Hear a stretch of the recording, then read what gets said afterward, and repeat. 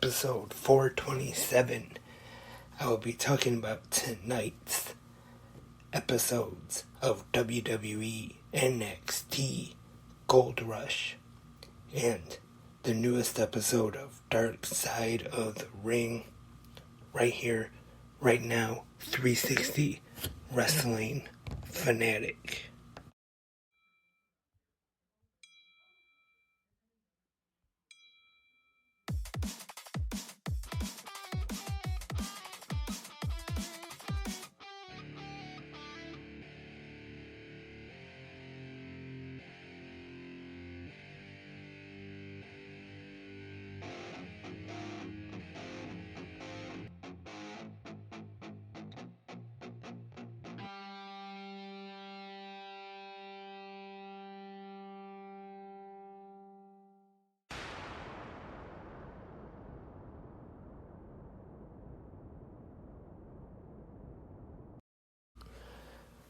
Hello, Wrestling Fanatics.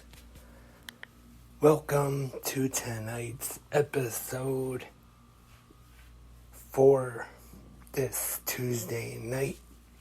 And as that preview said, I will be talking about tonight's episode of WWE NXT Gold Rush Week 1. And also tonight's new episode of Dark Side of the Ring, Doink the Clown. Well, let's just get right into it tonight. And let's talk about Gold Rush Week 1 from WWE NXT. We start off with the NXT North American Championship on the line. Wes Lee defending against Tyler Bate with free agent Mustafa Ali as the special referee. Pretty good match here to start off the show tonight, I thought. And it is Wes Lee successfully defending the North American Championship against Tyler Bate, picking up the victory. And Idris Enough and Malik Blade win the 4-way tag team or triple threat tag team match to win the number one contender spot for the NXT Tag Team Championships. Cora Jade defeated Dana Brooke. And during this one, Dana Brooke lands wrong on her one knee, is injured, is about to be stretchered out, but ends up getting back into the match and goes for a little bit, but goes for a moonsault from the top rope and once again re-injures the knee. And that was the downfall for Dana Brooke in this one. The referee stops the match. Cora Jade getting the win. I thought this was a pretty good match. And with the referee stoppage due to Dana Brooke's injury, I thought it did a pretty good job of making Cora Jade look pretty strong here. Big fan of Cora Jade. I think once she is brought up to the main roster, I think she could do very well on there. And Jakara Jackson and Lash Legend defeat Valentina Perez and Yusela Leon. And in the main event of Gold Rush Week 1 for the World Heavyweight Championship, we have Seth freaking Rollins taking on Braun Breaker. Good main event here. I thought, in my opinion, and we see Seth Rollins defeat Braun Breaker to retain the World Heavyweight Championship, which I'm sure is what most people expected to happen. I don't think really a whole lot of people actually expected to see Braun Breaker defeat Rollins for the world title tonight. And it's not that Breaker isn't good or anything. It's just that, of course, the title match for Money in the Bank between Rollins and Balor, WWE wasn't going to change things up with that. And they did not. And then after the match, after the successful title defense from Seth Rollins, we see once again an attack from Finn Balor, just like last night on Raw. Comes out, attacks Rollins in the ring, and then the NXT champion Carmelo Hayes and Trick Williams come out to make the save for Seth Rollins. Good title match in the main event once again, and kind of a good way to lead up, or more build, I should say, for the title match coming up at Money in the Bank. Also, I didn't mention it earlier, but there was a face-to-face with the NXT champion Carmelo Hayes and Baron Corbin. They will go one-on-one for the NXT championship next week on week 2 of Gold Rush. And this one, I thought it was okay. I wouldn't say it was really anything that special, but it was a pretty good face-to-face. And next week, just my opinion anyway, I really don't see Baron Corbin winning the championship from Carmelo Hayes. I think it's going to be a successful title defense by Carmelo Hayes, defeating Baron Corbin, but who knows? Maybe WWE will want to upset a lot of people by putting the NXT championship on Baron Corbin. Also next week, we have Gigi Dolan taking on Kiana James, Nathan Frazier defending the NXT Heritage Cup Championship against Dragon Lee. We have Gallus defending the NXT Championships against Info and Blade. And this next match, another thing I forgot to mention on tonight's episode, was the pep rally for Thea Hall with the whole Chase U thing and blah blah blah, and then the NXT Women's Champion Tiffany Stratton came down and got in her face a little bit, and Tiffany Stratton ended up getting a submission locked in and made her tap out. I think this was a good way to kind of make her, Thea Hall, that is, look like a worthy number 1 contender for the title. And I still don't think she's going to win the title, though, but I think they at least made her look like a worthy challenger. And I've said this before on the podcast, that Thea Hall is actually the one thing about Chase U that I like right now. I think the whole gimmick is just a little too silly, and maybe other people like it, but I really don't care for it. Not to be too negative, but I kind of think it might actually be worse than the Spirit Squad. That's just my opinion, though. Maybe a lot of people actually do like it. I know they're at the Performance Center or Capital Wrestling Center. They still call it that, right?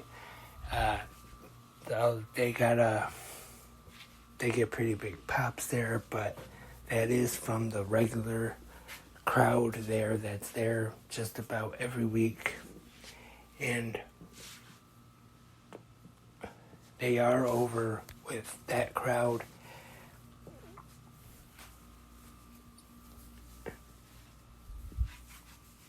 And next week, I think it'll be a good match, like I said, once again. But I see Tiffany Stratton retaining. And once again, the main event for next week, Carmelo Hayes taking on Baron Corbin for the NXT Championship. And I think Carmelo Hayes retaining. And that was tonight's episode of NXT Gold Rush Part 1, or Week 1, I should say. And also right after NXT tonight, went over to Vice for the newest episode of Season 4 of Dark Side of the Ring.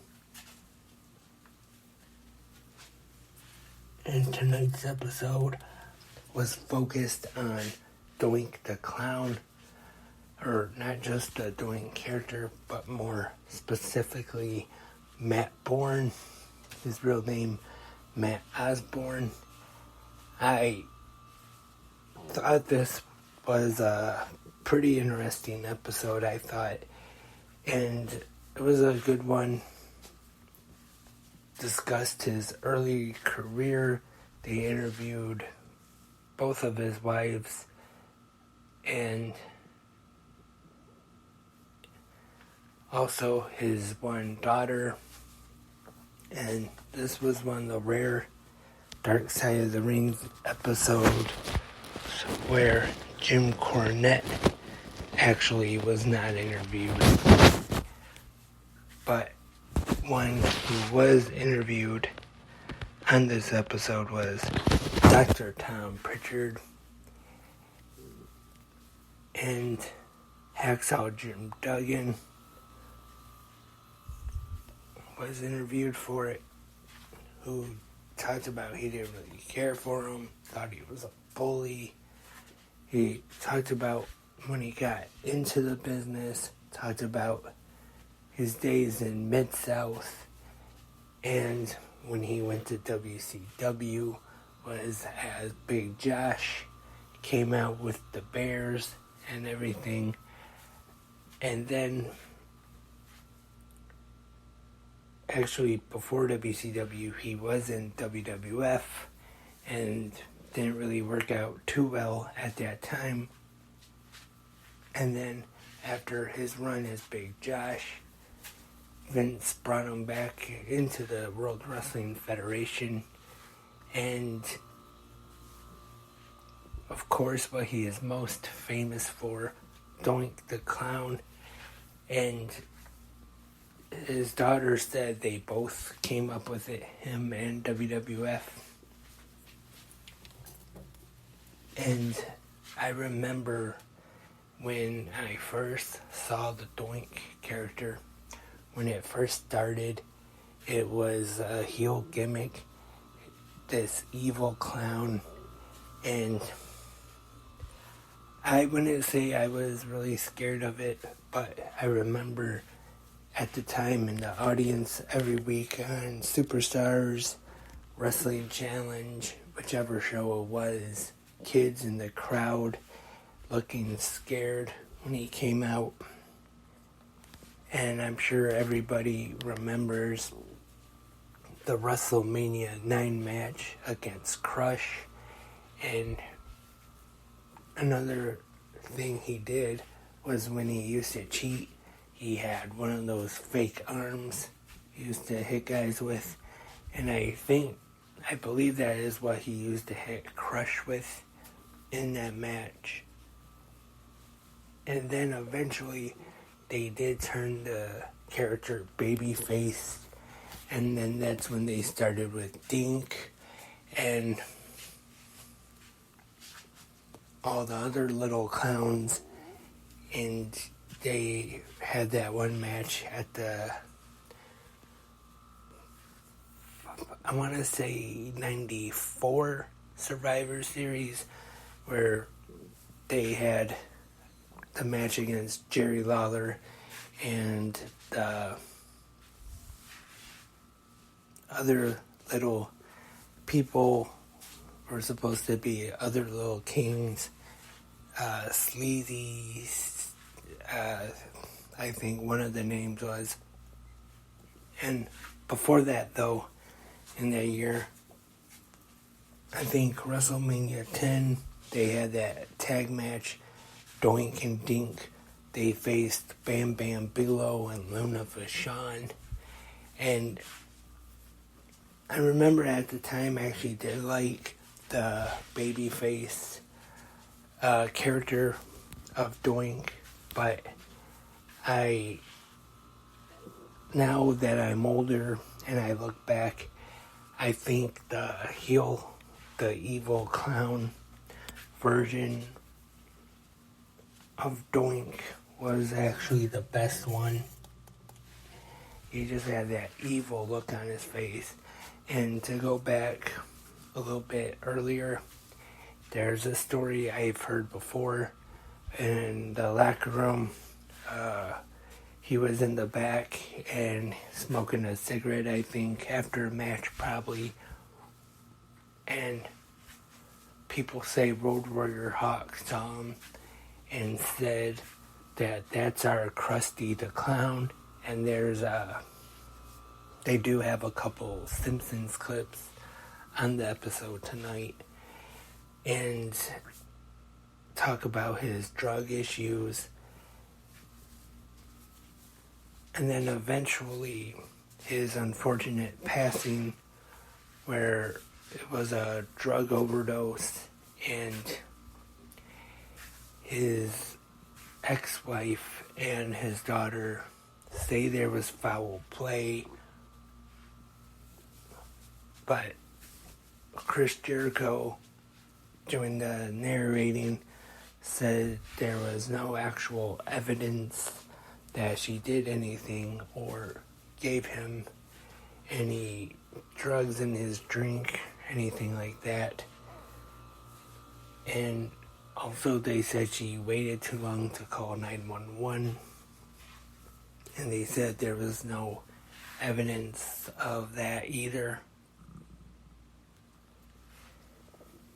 So a very sad story of Doink the Clown,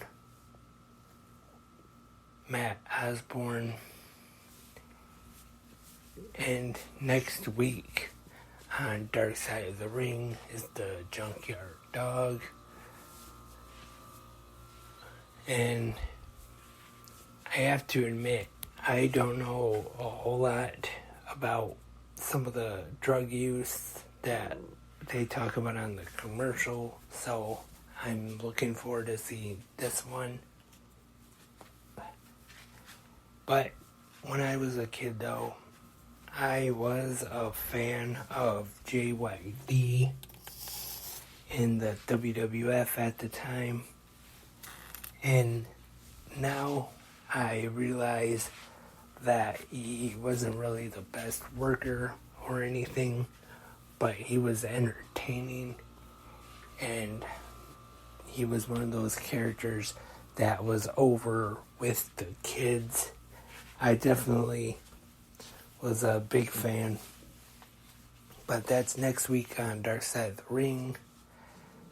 So that's all tonight's episode of 360 Wrestling Fanatic. Thank you for tuning in, everybody. And hope to have another NXT and Dark Side of the Ring recap next Tuesday night. But we are definitely not done for this week. Tomorrow, AEW Dynamite. Thursday, Impact Wrestling New Japan on Access. Ring of Honor on Honor Club. Friday night, SmackDown and Rampage. Saturday, the second episode of AEW Saturday Collision. Also, High Spots has Box of Mania coming up 5 p.m. Eastern. The stream will be on High Spots Facebook page, facebook.com/highspots. If you go to highspotsauctions.com now, last I checked, there were about 40 spots left for Box of Mania, and this one is an all-figure edition. You can go get a number, then get your box on Saturday when they show you what you get. Signed action figure, WWE Elite action figures are some of them they usually have. AEW figures, Funko Pops, and who knows what else. All figures for only $60 a spot. Once again, that is highspotsauctions.com, and then the stream will air on High Spots Facebook page this Saturday, 5 p.m. Eastern. And then Sunday, All Elite Wrestling and New Japan Pro Wrestling present Forbidden Door on pay-per-view. That's all for tonight's episode.